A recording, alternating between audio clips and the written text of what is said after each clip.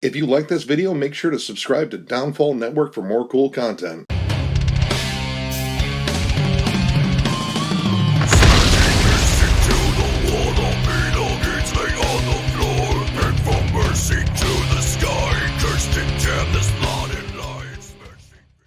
What's up, everyone? Thralls Metal here once again. I'm Necrotic. I'm Jammin John. And we have an album review for you.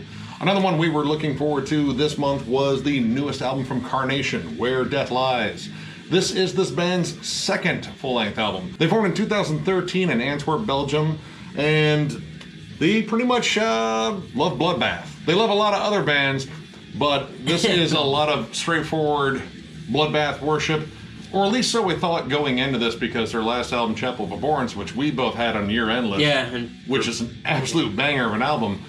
This one doesn't really just labor that sound as much. They kind of venture out a little bit. But it's mostly to 90s death metal. It's just kind of across the board. It comes in right off the bat in the song Iron Discipline. The album opens with.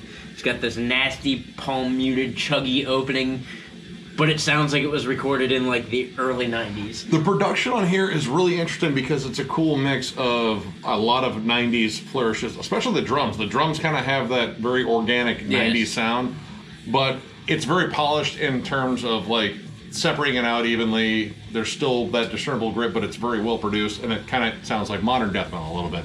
So you kind of got, you know, your foot in both worlds there. Yeah. And right away, I gotta say, I love their vocalist. He has an excellent growl, and he actually shows off a little bit of a high range in here and a nice mid range. Like it's nice and varied. And there's even a clean vocal passage in here, which I'm reasonably sure is him too. I don't think anyone else in the band actually sang, so another cool little thing that kind of broadened out a bit. But this is just straight up 90s death metal worship. Again, not just Bloodbath this time, or Dismember, or Entombed. The title track is a thrashy barn burner, but it's that sort of death thrash sound like Vader. Yeah. This album keeps a very energetic pace. When it's not doing the fast, like thrashy sections, it's kind of doing that nice, like kind of up-tempo, like old school death metal beat like you'd hear in like early Death.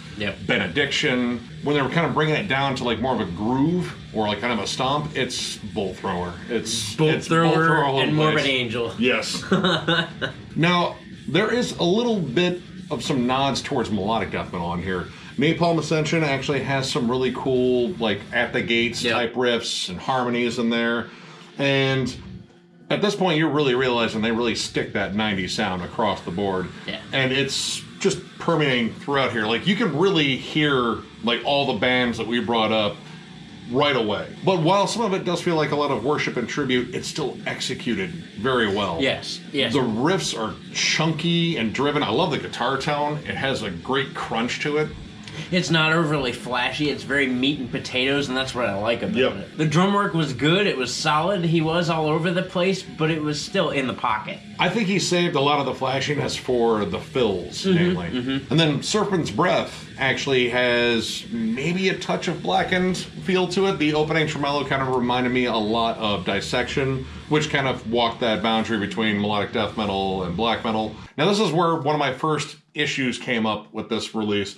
Now, this song has a really cool bridge to it. Like, it comes in just chuggier than hell, really flashy drum work, and then kind of works in this nice, just kind of beat down of a riff. Yeah, but it's a little bit off time, and it just adds to the pummel. Yeah. And then it just kind of abandons it to go back to the bulk of the song, which, yeah, that's cool. I like the bulk of the song, but I feel like this part should have been worked out a little bit longer, maybe add a lead on top of it. And there's a couple times in the album where it does that, where it stops not in a place I would have stopped it. Yeah. So. And then the back half of Serpent's Breath, they slow it down to this really cool, like, leprosy sort of, like, crawling lead melody. And it fades out on that, which I thought was really cool. But again, this was a moment I think that should have been stretched out a bit just because it was amazing. It was an awesome signature moment in that song. Right.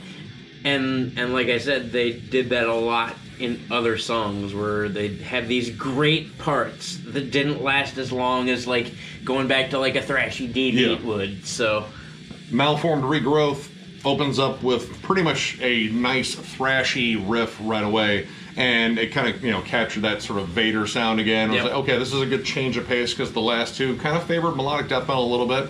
Just a touch. It's still very much old school death metal.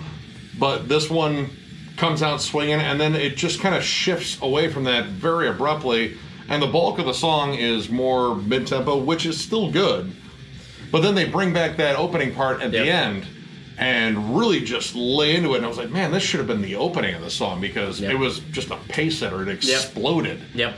And then this last part feels like it was kind of tacked on, maybe to make up for the fact that it didn't kind of, work that opening part.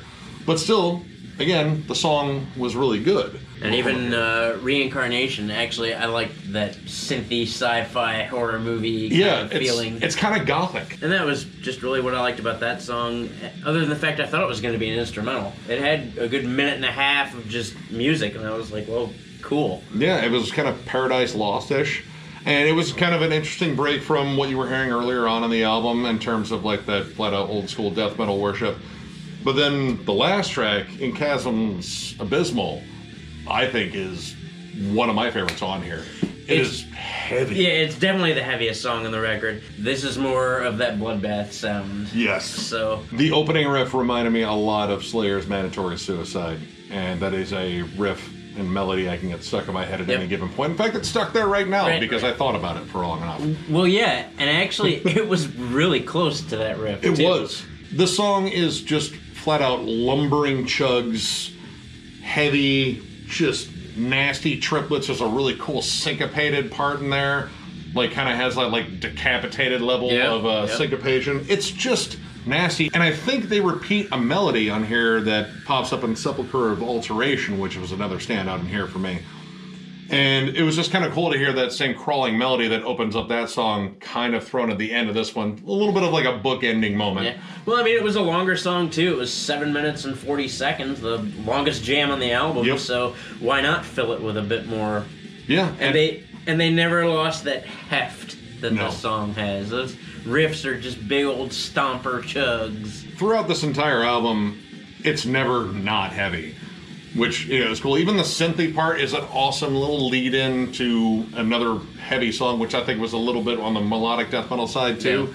But overall, like, the thing I got here is I like the fact that they didn't just try to repeat Chapel of Abhorrence. That's actually refreshing because, often a band just wants to, like, well, that was really successful. We want to do that again because people loved it.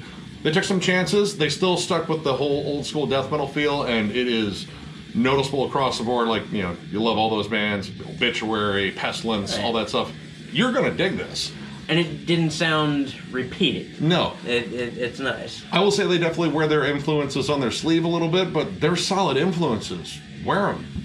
So overall, I'm gonna give this 3.5 stars. I think this is a solid album. I don't think it's as good as Chapel of Abhorrence, even though that was a straight up bloodbath worship. I think they executed that sound perfectly. This is, I think, them pushing forward and finding some different sounds, and I think they executed it for the most part. Most of my issues were with some of the knee-jerk transitions and some of that, and it kind of lost a bit of its direction in those moments.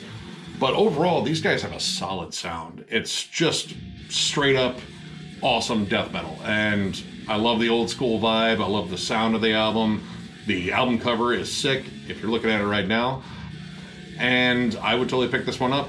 I'm gonna give it 3 stars. I dug it. Again, like Nick said, not as much as the record prior to it. Nice to see them branch out a little bit more and not just stick with what they know works, to try a little bit more. I definitely don't have any gripes with the mix. The mix is a pummeling mix. It sounds phenomenal in the car. I felt like a lot of parts repeated themselves. I feel like there were a couple instances where at least the groove was the same, where even the song structure was the same, and the parts that were super cool didn't last a real long time. But it was still a solid record, dude. I still really like these guys. I still hope to see these dudes at some point. So, yeah, give it a spin. Buy it. Buy merch. Buy things from bands. Bands like you buying things. True story. Yep. So, if you enjoyed the review, give it a thumbs up. And if you are new to the channel, subscribe because we do stuff like this all the time. We will catch you guys later.